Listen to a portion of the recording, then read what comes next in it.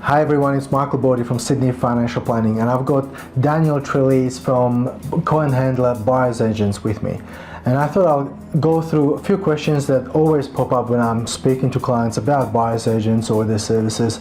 So we thought we'd demystify them straight away. Daniel, my first question is obviously, why would someone use a buyer's agent? Why isn't a better idea just go and look for property yourself? Sometimes it's because people are time poor, or they're frustrated, or they've been missing out, whether it's just they've been going to open house after open house, they've missed out at auction a few times, they've been gazumped, they've been outbid. It's happening all the time. There's 54 people for every property almost. We're 24,000 dwellings under demand every year. We're 16% lower stock right now than the same time last year. Really what's happening is you can't compete. There's just so many people, and someone's going to come in and just offer silly money, so you're going to overpay. Essentially in today's market you need an edge. You need something that's going to separate you from the masses. And essentially the vendor or the seller has been represented for decades. It's about time that someone came in and represented the buy side. All right, now what about fees? How do you charge, and how do you get your fees? How is it added onto the client's loan or the price of the property? Okay, so essentially, to answer your first two questions quickly anyway, it can be added to the loan, so it can be incorporated into the loan for the client. Also, it's a tax deduction for investor clients as well. Our fee structure essentially is this. Up front, there's a retainer. It's a small fee. It's basically so we know that the client is serious. Otherwise, everyone in Sydney would engage a buyer's agent and just hope that we feed them things. So we need to know our client's serious and ready to buy. The other thing is we move so quickly because of our sheer access to stock. We need to know that client is in a financial place to move immediately, because it can take us 24 hours sometimes. Now, essentially, once they pay a retainer up front, that engages us after the agreement is signed. Then upon success, so exchange, we then collect the remainder of the fee. So that retainer comes off of the percentage at the end. Now, essentially it's between anywhere from 1.5% to 3% of the purchase price, depending on the complexity of the brief, whether it's commercial, industrial, residential, whether it's an investor or a primary residence buyer. If it's multiple, if it's a block of units, sorry. There's so many factors that come into play that we need to know that this is achievable. The next question is, what's the actual process of taking client through your service?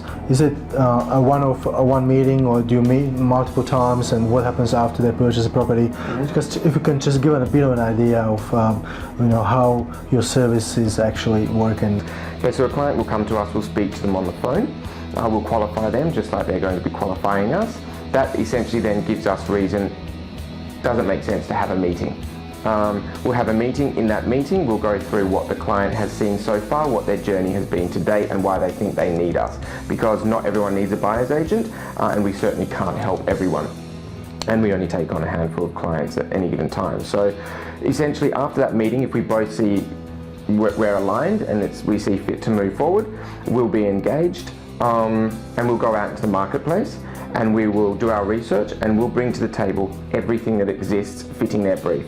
So everything on market, off market, pre-market, post-market, and price reduced stock. 83% of what I did last financial quarter was off or pre-market. That's not saying that we'll take on a client who only is interested in off-market opportunities. There might be a perfect opportunity on market during the time that we're engaged. We'll negotiate on that just like we would any off-market property.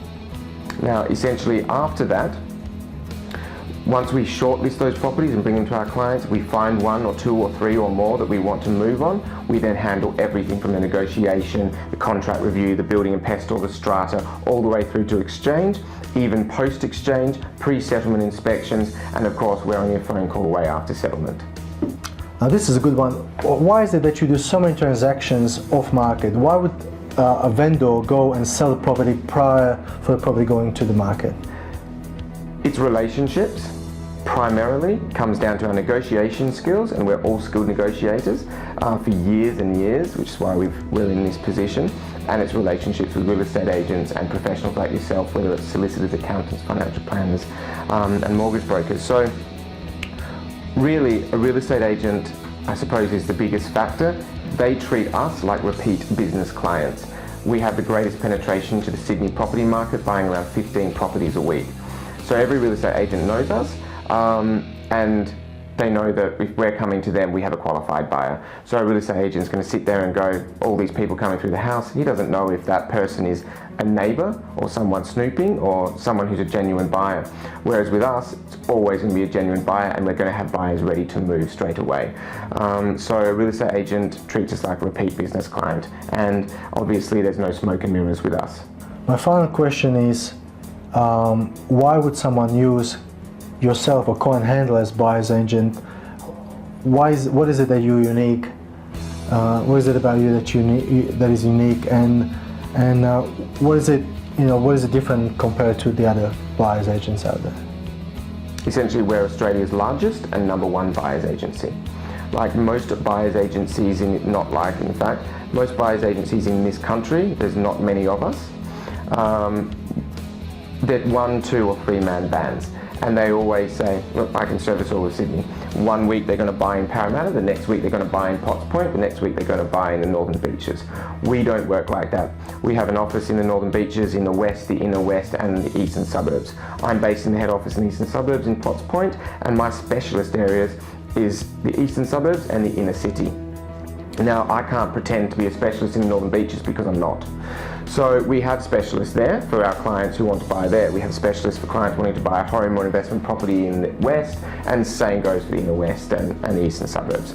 So essentially, you're not dealing with someone who's spreading themselves incredibly thin. We have area specialists that deal only in their patch, that they know every street and every house. Now, the other thing is, we're very happy that there are a lot more buyer's agencies starting to pop up, because it creates more awareness of what a buyer's agent is. Nonetheless, I always say to a client, pick up the phone, speak to real estate agents and ask them who are the best buyer's agents. Call other buyer's agents, have meetings with them. Then hopefully, most of the time, they come back to us. So, and I'm very comfortable with that. I think it's I think it's the most prudent way to do things. A client should always exhaust all opportunities.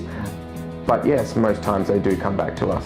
We've even taken on clients who've had buyer's agents before and have ceased their contract and come on to us.